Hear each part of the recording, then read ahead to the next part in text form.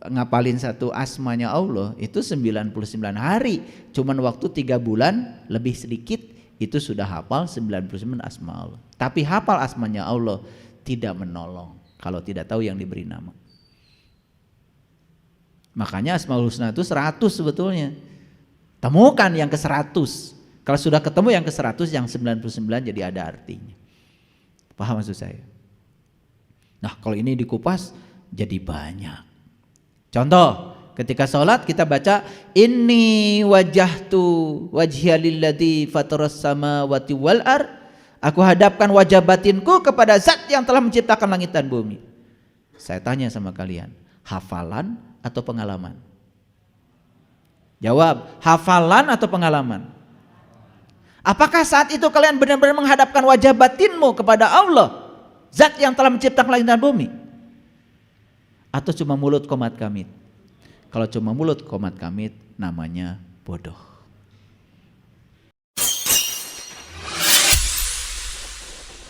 Sesungguhnya awal agama itu adalah makrifatullah, mengenal Allah. Tidak usah menjadi mercusuar di atas bukit, jadi lilin kecil saja sudah cukup. Karena satu lilin kecil bisa menyalakan 1000 lilin yang masih tertidur di sampingnya. Yang paling penting, kenali cahaya ilahi dalam diri. Karena tubuh kita ini tidak gelap gulita bagi yang tahu. Tubuh kita ini seperti kota. Makanya yang disebut dengan Madinatul Al-Munawwarah itu kota yang bercahaya itu di sini sebetulnya. Jabal Nur itu di sini. Jabal Uhud itu di sini. Padang Arafah itu di sini. Madinatul Al-Munawwarah itu di sini. Dan siapa yang sudah menemukan kota di dalam dirinya, maka dia pun akan melihat semua di semesta ini kota. Dan siapa yang sudah menemukan kesucian di dalam, maka apapun yang dilihat di luar itu suci adanya. Dan siapa yang sudah menemukan kemuliaan di dalam, apapun yang di luar itu mulia adanya. Dan kenapa kita melihat benar salah di luar? Karena kita masih terjebak konflik di dalam diri kita sendiri. Karena kita belum selesai dengan diri sendiri, belum telanjang. Masih terlalu banyak kita bermain dengan kulit. Makanya di dalam Al-Quran surat Al-Imran ayat 49, penyakit manusia itu ada 3. Yang pertama adalah buta mata kolbunya. Yang kedua adalah penyakit kulit. Gara-gara buta maka melihat sesuatu cuma kulitnya saja. Melihat diri cuma kulitnya saja. Melihat apapun peristiwa cuma kulitnya saja. Tidak pernah tahu hakikat di balik kulit itu. Dan penyakit yang ketiga yang paling berbahaya bagi manusia adalah kematian kesadaran. Kalau kita punya 3-tiganya, ini udah komplikasi. Kolbunya masih buta, terjebak penyakit kulit, dan yang ketiga, mati kesadaran kita. Dan itu 3-tiganya menjadi sumber penderitaan bagi manusia. Orang yang semacam ini, miskin, susah. Kayanya pun tetap susah.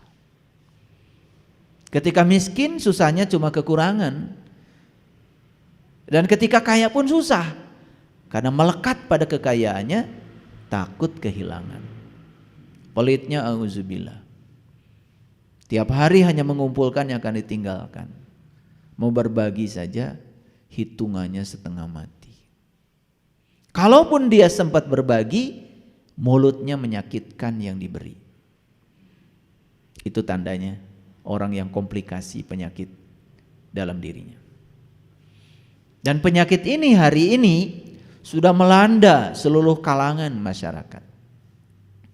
Apapun keyakinannya. Oleh karena itu maka saya tidak pernah berbicara keyakinan.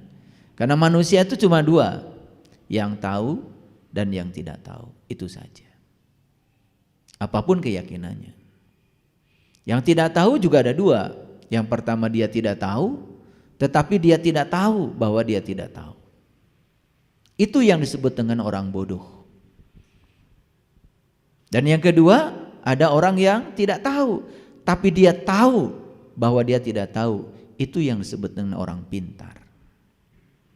Hari ini topik kita adalah orang bodoh itu seperti sebuah sendok. Yang dimaksud orang bodoh oleh saya di sini bukan tidak sekolah. Bukan tidak S1, bukan tidak S2, bukan tidak S3. No, saya tidak bicara soal akademik.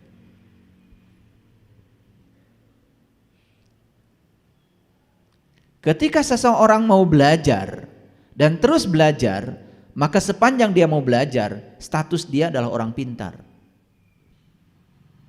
Tetapi ketika dia berhenti belajar dan merasa dia sudah pintar, saat itu dia jatuh menjadi orang bodoh. Jadi orang bodoh adalah orang yang berhenti belajar karena merasa dirinya sudah pintar. Itu orang bodoh yang saya maksud di kajian ini. Makanya orang bodoh itu seperti sebuah sendok. Sendok itu dekat sekali dengan makanan yang enak. Bahkan setiap saat digunakan untuk mengambil makanan yang enak. Tapi sendok tidak pernah merasakan enaknya makanan. Itulah sendok. Sedekat itu bergaul terus dengan makanan enak, tetapi sendok tidak pernah merasakan enaknya makanan. Jadi orang bodoh seperti itu. Jadi sekalipun dia bergaul dengan orang yang bijaksana, tidak akan pernah menjadi bijaksana karena dia merasa penuh, merasa sudah isi. Itulah orang yang tidak tahu, tetapi dia tidak tahu bahwa dia tidak tahu. Dan orang yang semacam ini, kata Imam Al-Ghazali, bisa jadi orang yang terhormat secara sosial di masyarakat. Dia lindungi kebodohannya dengan berbagai atribut yang melekat dalam dirinya. Pakai gelar itu, gelar ini. Dan banyak sekali gelar-gelar di masyarakat, bukan? Bukan sekedar gelar akademik. Ya, bahkan gelar-gelar yang menyangkut spiritual. Ada yang disebut Pak Haji ini, Bu Hajah itu. Kan di Indonesia itu sudah menjadi gelar. Padahal sebetulnya kalau sadar, haji itu artinya pengunjung. Bahasa Arab. Hajah juga pengunjung bagi perempuan, bahasa Arab. Siapapun yang berkunjung ke Arab, baik laki-laki maupun perempuan, dipanggilnya haji atau hajah. Di sana ketika sedang jadi pengunjung, kok sudah pulang masih dipanggil pengunjung? Dan rasanya bangga ketika dipanggil nama itu. Hati-hati. Karena panggilan itu akan membuat kita semakin tidak tahu bahwa kita tidak tahu. Dan itu dianggap sebagai gelar kehormatan dari masyarakat. Padahal itu gelar yang diletakkan di nama kita sendiri. Jadi kalau hidupmu masih bergantung pada gelar, berarti kamu belum percaya pada dirimu sendiri. Lepaskan semua gelar-gelar itu. Lepaskan semua baju-baju sosialmu itu. Karena tidak ada artinya. Karena sesungguhnya kata Allah, inna akramakum indallahi atqakum. Sesungguhnya manusia yang paling mulia di hadapan Allah ada mereka yang bertakwa. Bukan yang menggunakan baju takwa, yang bertakwa. Apa itu takwa? Takwa itu ternyata sebuah prosedur. Dijelaskan di Quran surat Al-Baqarah ayat 63, takwa itu dimulai dengan mengambil janji, membuat komitmen. Komitmen pada siapa? Komitmen pada diri sendiri untuk berubah dan terus belajar. Begitu kita sudah mengambil janji dengan diri sendiri, baru tahap berikutnya akan diangkat oleh Allah kesadarannya. Wa id akhadna mitsaqakum wa rafa'na fawqakumut tur. Begitu diangkat kesadarannya sampai di puncak kesadaran yang namanya Sidra Al-Muntaha, baru Allah bertajali di puncak kesadarannya. Wa id akhadna mitsaqakum wa rafa'na fawqakumut tur khudu ma atainakum biquwatin. Baru Allah menunjukkan dirinya di puncak kesadarannya. Bertajali kepada Allah. Setelah bertajali baru wazkuru ma fihi. Dia bisa ingat apa yang Allah tunjukkan kepada dirinya, la'allakum tattaqun. Barulah dia jadi orang yang bertakwa. Itu takwa versi Al-Qur'an. Bagaimana dengan takwamu yang selama ini diaku-aku? Begitu? Kok berbeda dengan Quran? Padahal Quran katanya petunjuk hidup. Jadi takwa itu sebuah prosedur. Kalau kalian datang di pengajian seperti ini, ya, jangan ngaku-ngaku sebagai orang yang bertakwa. Ini baru sekedar brainstorming namanya. Mencoba untuk menggunakan pikiran yang waras untuk menangkap pemahaman. Itu saja. Apakah yang prosedur tadi sudah dilalui? Belum. Mengambil janji, diangkat gunungnya, diangkat kesadarannya, ditunjukkan sesuatu kesadarannya, dan mengingat apa yang ditunjukkan. Dan ciri orang yang bertakwa cuma satu. Puncaknya orang yang bertakwa adalah selalu ingat kepada Allah dalam keadaan berdiri, duduk, dan berbaring. Jadi orang yang bertakwa diberi gelar oleh Quran namanya ulul albab. Siapa ulul albab? Allah sendiri yang menjelaskan. Alladzina yazkurunallaha qiyaman wa qu'udan wa ala junubihim. Jadi orang yang bertakwa adalah orang yang sudah bisa mengingat Allah dalam keadaan berdiri, duduk, dan berbaring. Artinya apa? Mengingat Allah di setiap keadaan. Saya tidak bisa melupakan Dia walaupun saya sedang berbicara seperti ini. Zikir saya tidak pernah terputus. Karena di Quran dikatakan, fa iza qadaitu manasikakum fazkurullah kazikrikum abaakum. Apabila kamu telah menyelesaikan hajimu, ingatlah Allah sebagaimana kau mengingat bapakmu. Jadi mengingat Allah itu persis seperti kita mengingat bapak kita. Ingat sama bapak sekarang. Pasti ingat. Kenapa? Karena kalian setiap hari berjumpa. Kalian sudah tahu. Dan saya tidak bisa mengingat bapakmu walaupun disebut-sebut namanya, karena saya belum berjumpa, kecuali kalau sudah berjumpa. Jadi ingat itu ada syaratnya. Syarat sahnya ingat harus tahu yang diingat. Supaya tahu yang diingat, ya jumpa dulu. Maka perjumpaan dengan jati diri kita sendiri dalam bahasa Quran disebut liko. Man kana yarju liqa Allah fa inna ajalallahu laj. Barang siapa yang berharap liko, jumpa dengan Allah, maka waktu yang dijanjikan pasti datang. Syaratnya cuma satu, berharap saja. Tidak usah ngaji ini, ngaji itu, berharap saja. Kalau ada yang mengatakan, wah ketemu Allah syaratnya ini, dia nggak ngerti Quran. Kadang-kadang seperti itu, ya. Banyak sekali orang yang terbuka mulutnya, masih tertutup mata kolbunya, sehingga kadang-kadang menipu orang lain. Dia menyampaikan pada orang lain yang dia sendiri belum mengalami dan merasakannya. Jadi siapa orang bodoh? Orang bodoh adalah orang yang berhenti belajar karena dia merasa sudah pintar. Jadi orang bodoh adalah orang yang menjatuhkan diri dalam situasi di mana dia menganggap dirinya sudah penuh. Itu orang bodoh yang saya maksud. Dan orang bodoh itu seperti sendok.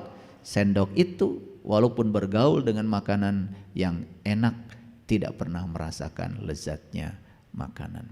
Coba bayangkan, kita bergaul dengan orang suci, kita tidak pernah tersucikan. Kita bergaul dengan orang bijaksana, tidak menjadi bijaksana. Bergaul dengan orang yang cerdas, kita pun tidak bertambah cerdas. Bergaul dengan orang yang soleh, tidak membuat kita menjadi soleh. Itulah sendok. Selesai kajian ini, kita akan tahu apakah kita masih bodoh atau sudah pintar. Jadi sebetulnya kajian ini bukan untuk siapa-siapa, terutama untuk saya sendiri. Setelah kita kaji ini, nanti kita akan tahu apakah saya sudah termasuk orang yang pintar atau masih bodoh. Sekali lagi, orang bodoh bukan yang tidak sekolah, karena saya tidak bicara itu. Baik, kita akan mulai dengan definisi orang bodoh. Jadi siapakah orang bodoh itu? Orang bodoh adalah mereka yang tidak tahu. tetapi mereka tidak tahu bahwa mereka tidak tahu. Akan tetapi mereka sok tahu dan tidak mau tahu. Kalau bicara seperti yang paling tahu, sangat sulit diberi tahu. Ketika bertemu dengan orang yang tahu, malahan mereka berlagak seperti orang yang tahu. Akhirnya orang yang tahu tidak bisa memberi tahu. Jadi orang bodoh itu adalah orang yang sulit diberi tahu karena dia sok tahu. Dia tidak tahu, tetapi dia tidak tahu bahwa dirinya tidak tahu. Makanya itulah bahayanya gelar. Kalau sudah pakai gelar, gelar ini gelar itu, apalagi nanya yang mau memberi tahu, padahal dia orang berilmu cuma nggak pakai gelar, dia akan mikir gelarmu apa? Pasti begitu. Jadi semakin jelas ya orang bodoh ya. Nah ini definisi orang bodoh. Jelas sekali di sini ya. Saya baca sekali lagi. Orang bodoh adalah mereka yang tidak tahu, tetapi mereka tidak tahu bahwa mereka tidak tahu, akan tetapi mereka sok tahu dan tidak mau tahu. Kalau bicara seperti yang paling tahu, sangat sulit diberitahu. Ketika bertemu dengan orang yang tahu, malahan mereka berlagak seperti orang yang tahu. Akhirnya orang yang tahu tidak pernah mau memberitahu. Jadi jelas orang bodoh itu seperti sendok. Kemanapun dia pergi gak akan dapat berkah. Karena syarat untuk dapat berkah itu memang harus kosong. Makanya saya bilang orang pintar tadi definisinya apa? Orang yang mungkin saja dia tidak tahu, tetapi dia tahu kalau dirinya tidak tahu, itu pintar. Makanya orang pintar cirinya tidak berhenti belajar. Banyak yang sudah berhenti belajar, ya itu langsung jatuh dari orang pintar menjadi orang bodoh. Ya, amit-amit ya, jangan sampai begitu. Oke, makanya belajar itu adalah sepanjang hayat. Karena apa? Kehidupan ini adalah laboratorium yang sangat luar biasa untuk membelajarkan kita. Makanya hidup adalah serangkaian pelajaran untuk dijalani agar kita paham. Makanya semua yang terjadi dalam hidup jalani, hadapi, jangan lari dari kenyataan hidup. Begitu lari dari kenyataan hidup, maka kenyataan yang kita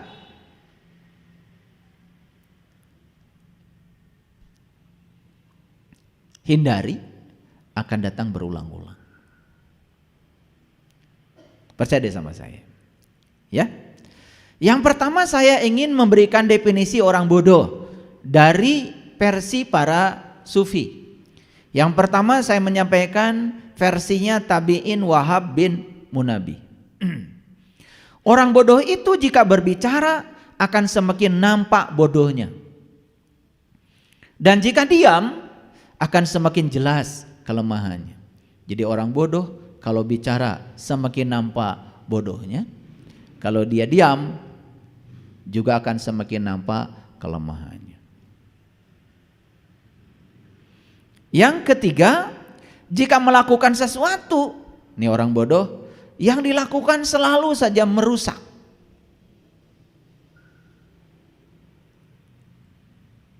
Makanya orang bodoh bahaya. Orang bodoh bicara agama, misalnya, kan jadi merusak.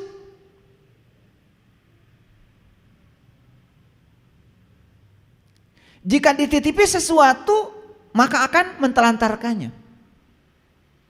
Ilmunya tidak menolongnya, sementara ilmu dari orang lain juga tidak berguna bagi dirinya, seperti sendok. Dia punya ilmu tidak menolongnya. Dan ilmu dari orang lain pun tidak berguna bagi dia, seperti sendok. Oke. Kalau begitu semakin jelas ya orang bodoh. Kalau begitu orang bodoh mungkin gak berilmu. Mungkin gak berilmu? Mungkin berilmu, tapi ilmunya sendiri tidak berguna.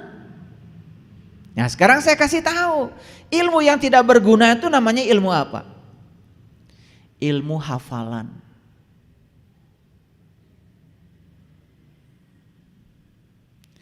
Baca buku tentang bercocok tanam. Cara bercocok tanam, 1, cangkullah sedalam-dalamnya. 2, 3, 4, prosedurnya tahu, tapi dia nggak pernah nyangkul, nggak pernah nanam. Banyak kayak gitu. Itu orang bodoh. Jadi orang bodoh itu bisa jadi berilmu, tapi ilmunya tidak menolong. Orang bodoh tahu nggak kalau Allah bersama dia? Tahu. Bahkan dia juga ngasih tahu ke orang lain.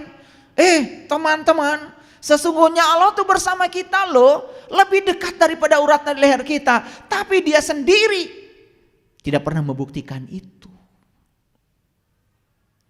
Jadi kalau ada orang ngomong ayat-ayat, tapi ayatnya itu cuma diomongkan, tapi belum nyata dalam diri, ya bodoh. Karena orang bodoh itu, kata tabi'in Wahab bin Munabbih, dia itu berilmu, tapi ilmunya tidak menolong dirinya sendiri.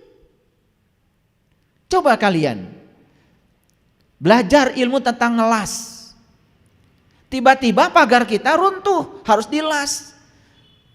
Kalian sudah punya bukunya, cara ngelas. 1, siapkan gas. 2, siapkan ini, siapkan ini, siapkan sini. Begitu praktek nggak bisa, bodoh. Jadi orang bodoh itu punya ilmu banyak, tapi ilmunya cuman hafalan. Kalau begitu gimana? Apa kabar kalau orang hafal Quran 30 juz, tetapi dia tidak dapat manfaat dari hafalannya? Iya bodoh juga. Dan selama ini kita bangga kalau orang sudah menghafal. Coba kalian kan seneng kalau anak kalian sudah hafal juz amma, di tes ini hafal, di tes itu hafal. Tapi ketika disuruh implementasi dalam hidup nggak ngerti. Buat apa ilmu yang semacam itu? Seperti kita punya sawah nggak dicangkul, tidak pernah panen. Buat apa kita punya sawah kalau nggak pernah panen? Jadi orang bodoh itu kata tabi'in Wahab bin Munabbih bisa jadi punya ilmu, tapi ilmunya tidak menolong dirinya sendiri. Bahkan ilmu yang orang lain kasih bagi dia tidak berguna karena dia sudah merasa tahu. Bagaimana caranya terkendaraan? Dia punya bukunya. 1, hidupkan mobil. 2, injak kopling. Awas, rem tetap di kaki kanan. Yang ketiga, oper gigi 1. Yang keempat, angkat kopling pelan-pelan. Yang kelima, lepaskan rem. Yang keenam, gas mulai diinjak. Setelah maju, injak kopling, oper gigi 2, dan seterusnya. Disuruh nyetir nggak bisa. Bodoh nggak? Bodoh. Tapi kalau disuruh cerita cara nyetir, lancarnya luar biasa. Tapi ilmunya tidak berguna. Gimana cara masak sayur lodeh? Siapkan kelapa 1 butir. Parutlah kelapa itu. Seduhlah dengan air hangat. Itu. Siapkan labu. Siapkan kacang panjang. Siapkan tempe. Siapkan brokoli dan lain sebagainya. Tapi giliran disuruh masak, nggak bisa, bodoh. Kalau disuruh cerita surga, kayak udah masuk ke sana. Padahal belum pernah kemana-mana, bodoh itu.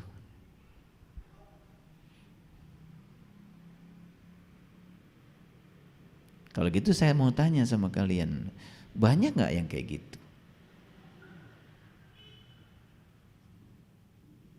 Banyak apa tidak? Banyak. Semuanya hafal, disuruh ngomong bisa, lancar, karena biasa ngomong. Tapi semua yang diomongkan itu nggak ada gunanya, boro-boro buat orang lain, buat dirinya sendiri aja nggak ada gunanya. Surat Al-Baqarah hafal. Begitu ditanya apa sih Al-Baqarah, nggak ngerti Al-Baqarah itu. Ngertinya Al-Baqarah sapi betina. Begitu dengar kata sapi betina, langsung pikirannya ke kandang sapi. Masa iya Quran cuma menjelaskan sapi di kandang sapi? Kenapa sapi jantan gak pernah dibahas? Kan gak ada anak sapi kalau gak ada yang jantannya. Tapi Quran surat Al-Baqarah murni cerita sapi betina. Orang bodoh tidak pernah bisa mengambil manfaat dari cerita itu. Padahal di Quran jelas, sapi betina itu cirinya tidak tua, tidak muda, pertengahan. Kuning tua warnanya. Tidak digunakan membajak, tidak digunakan mengerit tanaman, tidak boleh bercacat, tidak boleh ada belangnya. Dan sapi itu adalah sapi hakikat. Dan itu yang harus disembelih. Itu perintah yang disampaikan Musa kepada Bani Israel. Siapa Bani Israel? Bani itu orang, manusia. Isra itu berjalan, elit Tuhan. Bani Israel, manusia yang sedang berjalan menuju Tuhan. Makanya syarat untuk menuju Tuhan harus disembelih. Disembelih itu bahasa hakikat. Bukan disembelih pakai pisau, tapi disembelih egomu, disembelih kebodohanmu, disembelih kegelapanmu. Hijrah dari kampung menuju kota. Minaz zulumati ilan nur. Gunakan sapi betina yang pada dirimu. Makanya kata betina selalu mengacu kepada urusan jasmani. Makanya ketika umroh, ketika haji, yang perempuan ketika sa'i itu jalan aja. Yang laki-laki lari, karena perempuan jasmani, betina lambang dari urusan jasmani, sedangkan laki-laki lambang dari urusan rohani. Makanya ketika sa'i laki-laki lari, perempuan jalan saja. Apa maknanya? Kalau sudah sa'i artinya urusan jasmani ya sudah biasa saja, yang penting kalian kerja, rezeki akan datang. Urusan rohani harus lari, diimplementasikan dalam hidup. Jadi cerdas. Tapi kalau cuma jadi hafalan, dapat apa? Kalian sudah sa'i, yang perempuan jalan, yang laki-laki lari, udah aja, dapat apa? Implementasi dalam hidupnya apa? Padahal ada implementasinya. Urusan jasmani, urusan dunia, jalan aja. Mau dagang, dagang aja, ada jamnya. Jam 8 buka, jam 4 tutup, udah. Jamnya istirahat, istirahat. Jamnya anak minta ditemani untuk ngerjakan PR, bantu. Jamnya istri minta dikelonin, tidur. Jamnya istri bisa diantar ke pasar, antar. Jangan so sibuk. Gitu aja kok hidup sederhana.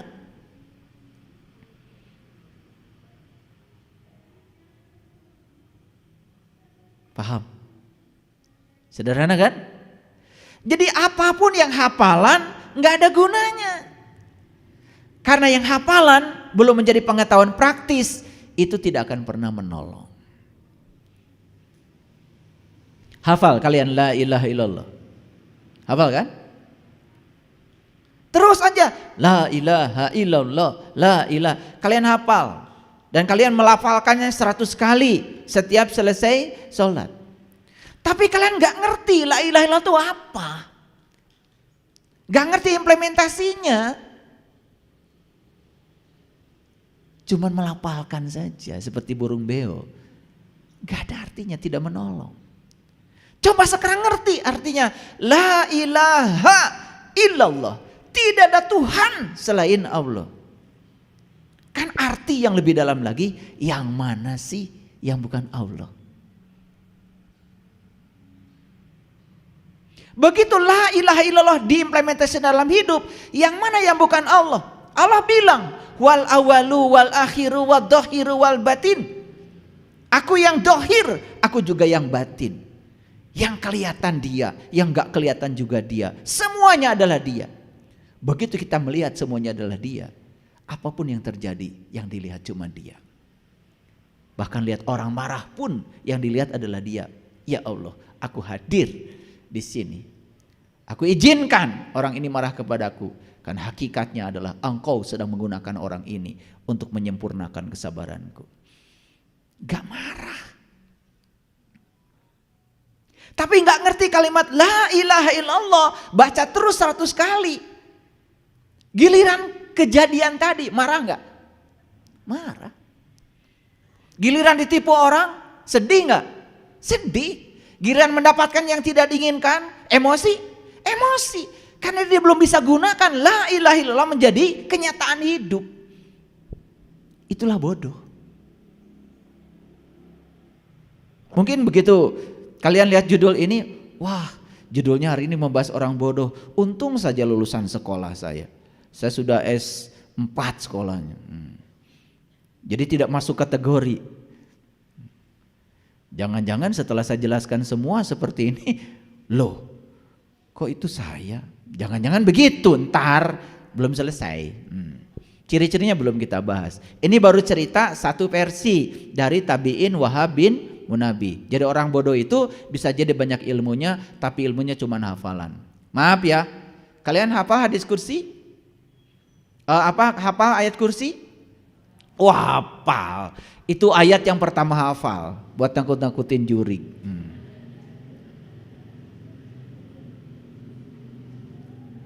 Coba kalau itu diimplementasikan. Allahu la ilaha illallah. Allah, tidak Tuhan selain Dia. Huwal hayyul qayyum, yang senantiasa berdiri tegak mengurus semua makhluknya, hidup dalam diri. La ta'khudhuhu sinnatu wala naum, Dia tidak pernah tertidur, tidak pernah terkantuk. Coba sampai situ saja, nggak usah hafal tuntas. Apa yang tidak pernah tertidur dan terkantuk dalam diriku? Oh, saat saya tertidur, mata saya tidur, telinga saya tidur, mulut saya tidur, tangan saya tidur, kaki saya tidur, semuanya tidur. Tapi satu yang tidak pernah tertidur dalam diriku adalah nafasku. Subhanallah, la ta'khudhuhu sinnatu wala naum. Yang enggak pernah tidur, enggak pernah ngantuk adalah napas. Siapa napas itu? Oh, napas itu adalah pinjaman hidup dari Dia. Daya kehidupan yang sedang dipinjamkan kepadaku. Jadi napas adalah bukti keberadaan Allah dalam diriku. Buat apa saya mencari-cari Dia lagi keluar dari diriku? Sekarang Dia bersamaku, mewujud sebagai nafasku. Pinjaman kehidupan dari Dia untukku. Subhanallah, terima kasih ya Allah. Ternyata Engkau begitu dekat bersamaku. Karena kehadiran-Mu aku bisa melihat. Karena kehadiran-Mu aku bisa mendengar. Karena ketika kita bernapas, mata jadi punya penglihatan. Ketika kita bernapas, telinga jadi punya pendengaran. Ketika kita bernapas, apapun yang kita makan, semua rasa makanan bisa dinikmati. Karena kita bernapas, tangan bisa bergerak. Karena saya bernapas, kaki bisa bergerak. Karena saya bernafas, saya bisa merasakan energi yang dahsyat mengalir dalam tubuh saya. Menyadari napas saja sudah sampai kepada Allah. Itulah baru sampai kalimat Allahu la ilaha illa huwal hayyul qayyum la ta'khudhuhu sinnatu wala naum. Lahu ma fis samawati wal ard. Dia meliputi langit dan bumi, meliputi. Oh, berarti saya diliputi dong. Kalau Dia meliputi, jelas Dia bukan sosok. Semua yang diliputi adalah sosok, yang meliputi jelas bukan sosok. Apa kalau begitu Allah? Siapa yang meliputi saya? Bukankah kita diliputi ruang kosong ini? Subhanallah, ternyata ruang kosong ini adalah keberadaan Dia. Kosong tapi isi, isi tapi kosong. Itu ayat kursi baru sampai segitunya coba.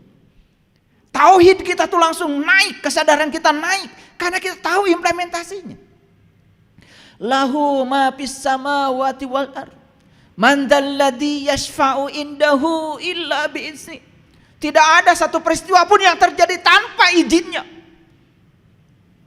Jadi apapun yang terjadi dalam hidupku seizin Dia. Tugasku bukan menilai baik dan buruk terhadap sebuah peristiwa, tapi membaca pesan karena ada izin Dia. Gak mungkin Dia mengizinkan itu terjadi kalau tidak ada pesannya. Di balik semua yang disebut bencana oleh kita ada izin, karena Dia sedang mengajarkan sesuatu pada kita. Apa yang terjadi? Selesai kita menolak sesuatu, semua yang terjadi kita terima apa adanya. Kita bisa menerima pasangan hidup kita apa adanya, kita bisa menerima semua orang apa adanya, dan kita bisa menerima orang baik dengan orang buruk apa adanya. Terbebas dari penilaian baik dan buruk. Coba bayangkan kalau ayat kursi, betul nggak? Jurig hilang, jurig teh maneh kene. Jurig itu adalah pikiran gelapmu. Saat kita memahami ayat kursi, pikiran gelap hilang. Betul, ayat kursi itu untuk nyingsenan jurig. Hilang jurig, kebodohan hilang, kekerasan hilang. Yang datang itu adalah kecerdasan, kelembutan, cinta kasih. Coba. Saya tanya sekarang, sudah berapa lama kalian hafal ayat kursi? Bahkan setiap pengajian itu dibaca bareng-bareng. Tapi kesadaran apa yang kalian dapat dari situ? Kalau cuma hafal, bodoh. Makanya ilmunya itu tidak menolong dirinya sendiri. Tapi coba hafal. Sekaligus juga ngerti, implementasikan. Ayat kursi bisa membuat saya semakin damai dalam hidup. Saya tidak membacanya, tidak seperti kalian. Tapi saya memahaminya dan kemudian mengimplementasikannya dalam hidup. Allahu la ilaha illa huwal hayyul qayyum la ta'khudhuhu sinatun wala naum lahu ma fis samawati wal ard. Maka kemanapun saya memalingkan wajah, tidak ada yang saya lihat kecuali Dia, karena Dia meliputi langit dan bumi. Faktanya Dia meliputi langit dan bumi. Kita diliputi oleh apa? Diliputi kekosongan ini. Makanya orang tua kita bilang ini namanya Sang Hyang Taya. Kita mengambil kehidupan dari sini dan mengembalikan kehidupan dari sini. Coba kalian sadari. Kalian bernapas sekarang? Dari mana kalian mengambil kehidupan? Dari sini bukan? Dan kemana kalian mengembalikan napas? Ke sini bukan? Dan kalian saat mati nanti cuma napas keluar gak balik lagi. Itu aja. Makanya orang mati disebut menghembuskan napas yang terakhir. Sesederhana itu mati. Kemana? Ke sini. Sini. Maka disebut hyang. Makanya leluhur kita disebut parahyang. Daerah kita ini disebut parahyangan. Parahyang. Pa itu tempat, ra itu cahaya. Hyang itu ya ini. Dan di balik kekosongan ini, bagi yang tahu ilmunya, tahu caranya, kita bisa melihat di sini ada pusaran-pusaran energi yang sangat dahsyat. Dari semua pusaran energi yang gampang untuk disaksikan cuma satu, nur ala nur, cahaya di atas cahaya. Kalau sudah sampai di titik itu pengalamannya, baru benar tuh tauhid. Apa yang kita lakukan selama ini? Belajar sifat 20. Wujud, kidam, bako, mukhalafatul hawadis, qiyamuhu binafsahi, wahdaniyat, kudrat, irodat dan seterusnya. Tapi kita gak pernah ngerti. Yang pertama aja wujud, gak ngerti. Kalau gak ngerti wujud, gak ngerti kidam, gak ngerti bako, gak ngerti semuanya. Sama seperti kita hafal Asmaul Husna, Ar-Rahman, Ar-Rahim, Al-Malik, Al-Qudus, As-Salam, Al-Mu'min, Al-Muhaimin, sampai Asy-Syukur. Tapi nggak ngerti yang diberi nama. Bukankah nama itu harus melekat pada yang diberi nama, bukan? Saiful Karim bukan saya. Itu tulisan nama saya. Dan Saiful Karim menjadi tidak ada artinya kalau tidak ada barangnya. Ada barangnya, ada namanya. Makanya tidak ada artinya nama Saiful Karim kalau nggak ada barang. Dan gak ada artinya kalian mengerti Saiful Karim, tahu Saiful Karim, gak pernah tahu barangnya. Karena Saiful Karim bukan saya. Itu tulisan saya, tulisan nama saya. Saiful Karim barangnya ini. Begitu lahir ke dunia, barang ini oleh orang tua saya diberi nama Saiful Karim. Kan barang ini. Dan barang ini dulu tidak bernama. Diberi nama oleh bapak saya. Paham? Yang gitu aja kadang-kadang pusing ngaji ya. Padahal itu kan logika sederhana. Jadi mana yang penting? Nama apa barang? Barangnya dulu, nama itu baru ada artinya. Saya percaya kalian ya banyak lulusan pesantren ya, pasti udah hafal Asmaul Husna. Hafal satu maksud saya. Ar-Rahman aja sama Ar-Rahim ya.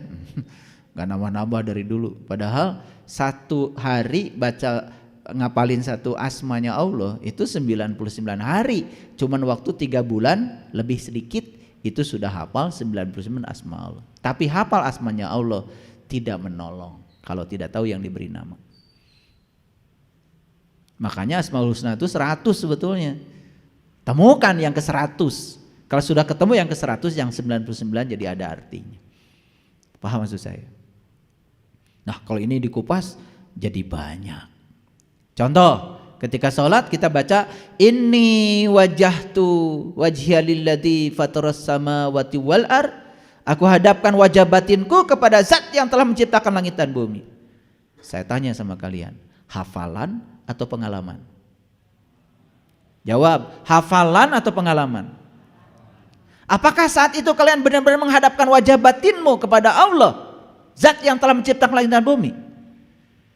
Atau cuma mulut komat kamit? Kalau cuma mulut komat kamit namanya bodoh.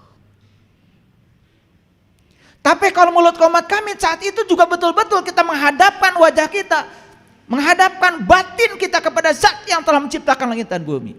Itu baru pintar. Makanya kalau orang membaca itu langsung mengalami saat itu bergetar. Makanya kemarin hari Minggu saya ngasih pelatihan sholat kusut 30 orang. Nangis semuanya. Kenapa? Inni wajjahtu wajhiya lilladzi fataras samawati wal ard, bukan lagi ucapan tetapi sebuah pengalaman. Nah, kita ini puas dengan hafalan. Makanya dalam teori taksonomi Bloom namanya itu. Nah, ini agak ilmiah sedikit biar kuliahnya kelihatan ilmiah. Dalam taksonomi Bloom itu ya ada yang namanya 6 tingkatan kognisi. Kognisi berhubungan dengan keterampilan berpikir. Jadi ada 6 keterampilan berpikir. Yang pertama adalah menghafal. Mengingat namanya itu. Recall bahasa Inggrisnya. Recall itu memanggil ulang. Jadi recall itu bahasa Indonesianya mengingat. Keterampilan berpikir yang paling dasar itu mengingat. Di atas itu ada lagi memahami. Di atas itu ada lagi namanya menerapkan. Di atas itu ada lagi namanya menganalisa. Di atas itu ada lagi namanya mengevaluasi. Di atas itu ada namanya mensintesa. Mensintesa sudah masuk dalam area mencipta. Itu tingkatan kognisi yang paling tinggi. Makanya orang yang paling tinggi tingkatkan kognisinya mencipta. Contoh, saya kasih contoh.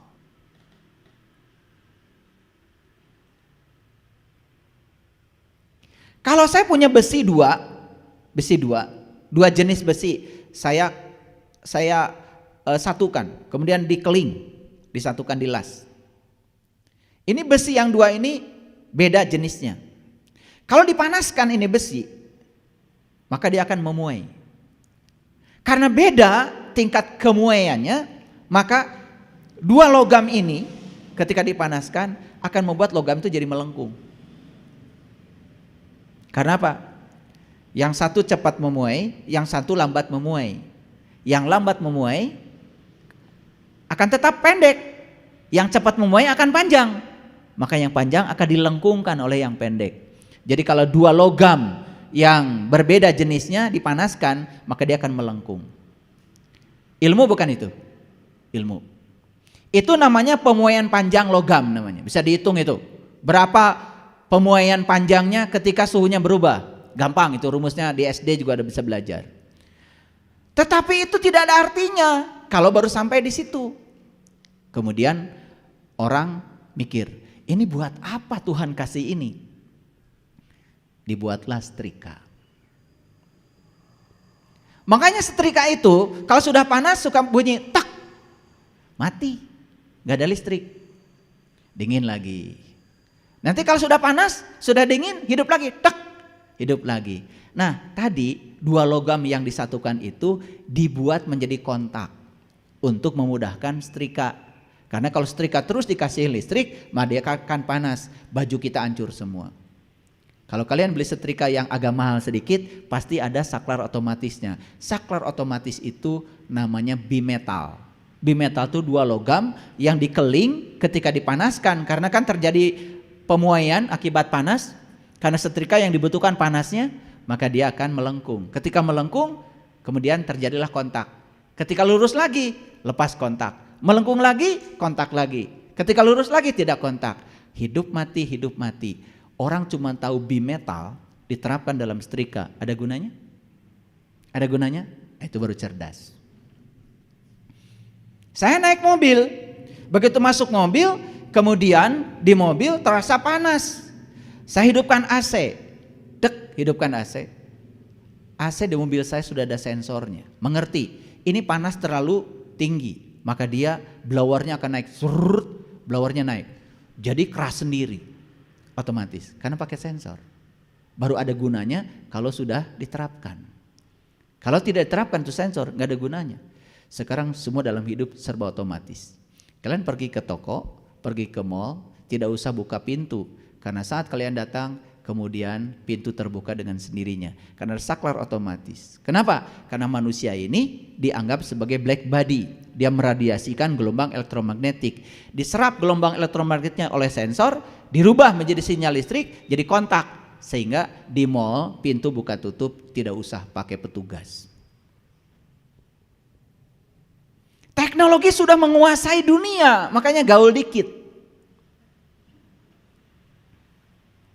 Riset tentang, sebetulnya gelombang elektromagnetik itu energi, itu belum terimplementasikan. Tapi begitu dibuat sensor, luar biasa. Sekarang orang perlu air panas, pakai solar cell. Sinar matahari yang berlimpah ini ditangkap oleh solar cell. Asalnya energi panas, dirubah menjadi sinyal listrik, dirubah menjadi energi listrik, berubah menjadi panas. Ada gunanya. Tapi kalau cuma tahu, energi matahari itu energi, itu kita masih bodoh. Tapi begitu energi dimanfaatkan menjadi energi listrik, diimplementasi dalam hidup, ada gunanya, baru kita menjadi pintar. Makanya orang pintar adalah orang yang terus belajar. Tahu kalau dirinya tidak tahu. Jadi jangan bangga dulu kalau anak-anakmu sudah hafal juz amma. Karena itu tingkatan berpikir paling rendah, namanya hafalan. Jadi tidak usah bangga kalau kita sudah hafiz Quran 30 juz. Kalau hafiz saja kemudian tidak menolong kita, maka kita tetap jadi bodoh. Kalau sudah tahu ilmunya, bismillahirrahmanirrahim saja udah keren sebetulnya, nggak usah 30 juz.